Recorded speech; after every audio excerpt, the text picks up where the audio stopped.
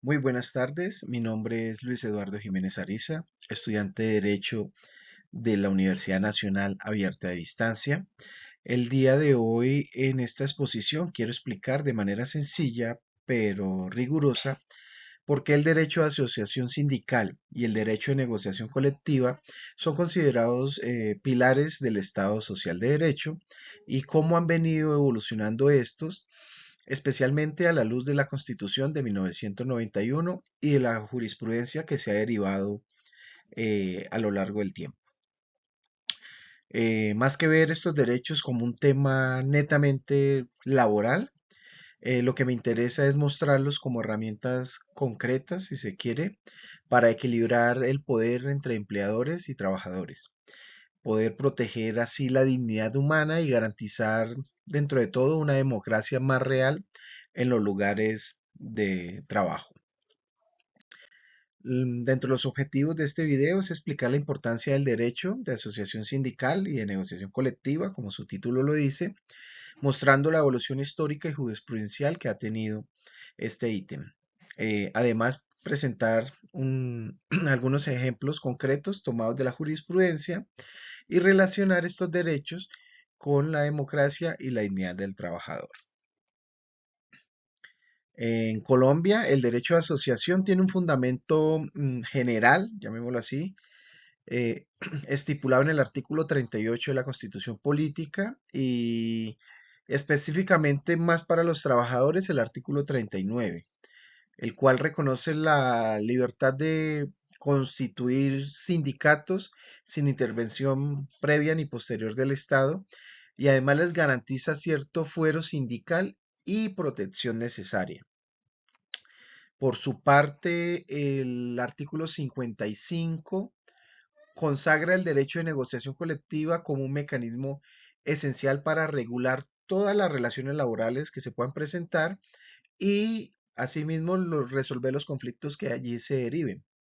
El artículo 56 reconoce el derecho a la huelga, salvo cuando se trate en tema de servicios públicos esenciales. Eh, Esa sería como una limitante al derecho de la huelga.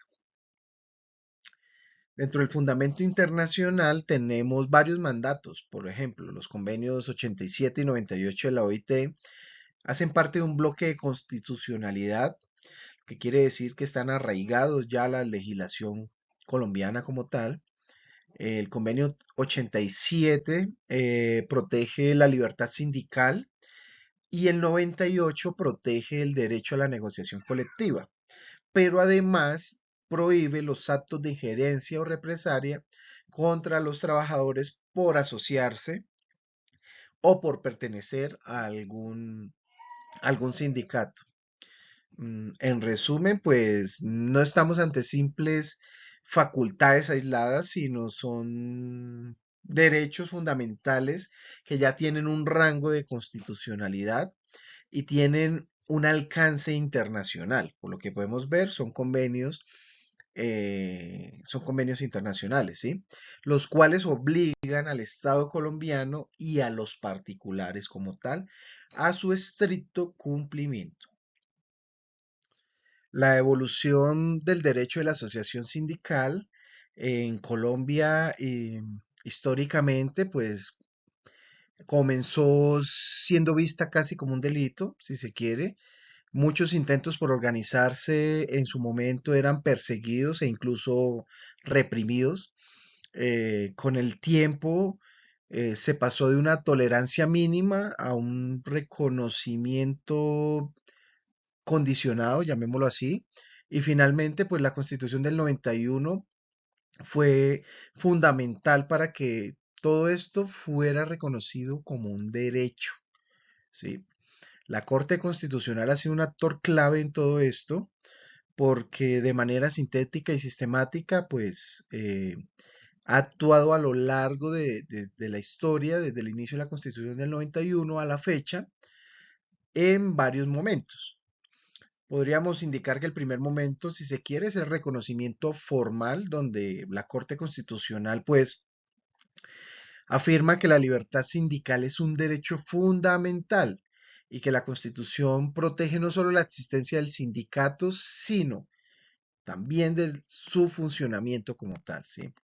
El desarrollo del contenido, pues se empieza a precisar que implica, que implica una serie de derechos, tener libertad sindical, ¿sí? Como la de afiliarse, desafiliarse, crear sindicatos, elegir sus directivas, actuar sin injerencia indebida del empleador, incluso del Estado, ¿sí? Hay una protección forzada donde se han consolidado figuras como la del fuero sindical, las garantías de estabilidad laboral reforzada y el control de prácticas antisindicales, ¿sí? Un ejemplo muy claro de todo esto es la jurisprudencia que ha venido existiendo, la cual en muchas ocasiones pues declara como inconstitucionales algunas normas o prácticas que vacían de contenido de libertad sindical. Por ejemplo, cuando se intenta dificultar la inscripción de un sindicato, siempre vemos oposición de empleadores como tal, donde se basan es en limitar exageradamente su ámbito de acción o presionar a los trabajadores para que estos no se afilien, ¿sí? Por otro lado, pues también tenemos la evolución de la negociación colectiva, que es algo muy similar a lo que ya vimos anteriormente, porque pues en un primer momento se veía como un simple mecanismo procedimental, ya, como un checklist para cumplir y presentar un pliego de peticiones, ¿sí? Con toda la evolución jurisprudencial que mencionaba anteriormente, pues todo eso pasa a entender como una negociación colectiva. A ver, es un derecho colectivo de los trabajadores, se considera como tal hoy en día, ¿sí?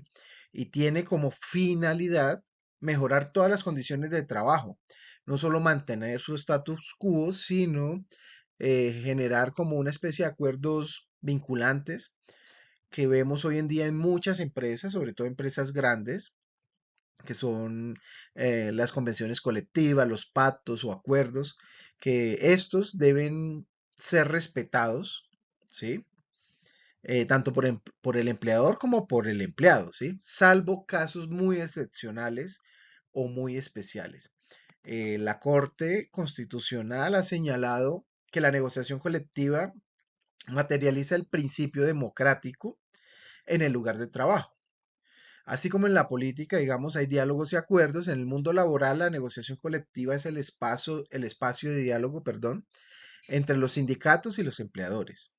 También se ha enfatizado que el Estado no puede permanecer con una posición neutral frente a prácticas que desincentiven o vacíen de sentido la negociación. Pues un ejemplo claro de esto es cuando se privilegia sistemáticamente la contratación temporal para evitar sindicatos o cuando se promueven pactos colectivos para debilitar las organizaciones sindicales.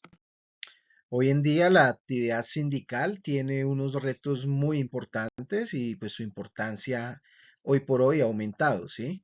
Eh, la importancia del derecho de la asociación sindical y de la negociación colectiva pues se hace mucho más evidente frente a fenómenos que ya mencionaba anteriormente, como la tercerización, la economía de plataformas, incluso la informalidad que hoy por hoy todavía se ve.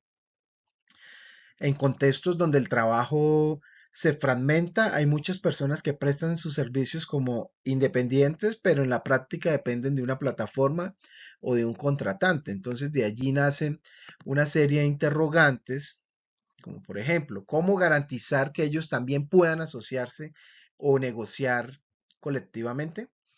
Pues la jurisprudencia colombiana ha venido abriendo un camino muy importante en este tema. Por ejemplo, ha venido reconociendo que el derecho a la asociación y la negociación colectiva también puede aplicar al sector público, con ciertas particularidades, ¿sí? Y que el Estado es el que debe promover el diálogo social, incluso cuando hay escenarios muy complejos.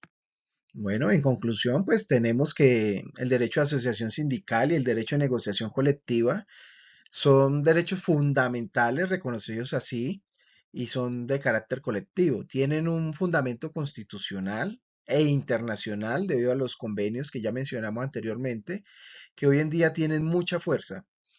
Estos dos factores han venido evolucionando gracias también al apoyo jurisprudencial de la Corte Constitucional, por lo menos en Colombia, que ha pasado un reconocimiento formal a una protección efectiva. Eh, Se expresa en casos concretos donde se protege el fuero sindical, se sancionan prácticas antisindicales y se exige una negociación de buena fe. Es- Son esenciales para equilibrar el poder en las relaciones laborales y para que la dignidad humana del trabajador no se quede simplemente en un papel. Todo esto debe ser traducido siempre en mejores condiciones reales de trabajo. Con esto pues cierro mi intervención destacando que donde hay sindicatos fuertes y negociación colectiva real suele haber más estabilidad, más justicia, mejores condiciones, ojo, y no incluso solo para los trabajadores, sino en general para toda la sociedad. Muchas gracias.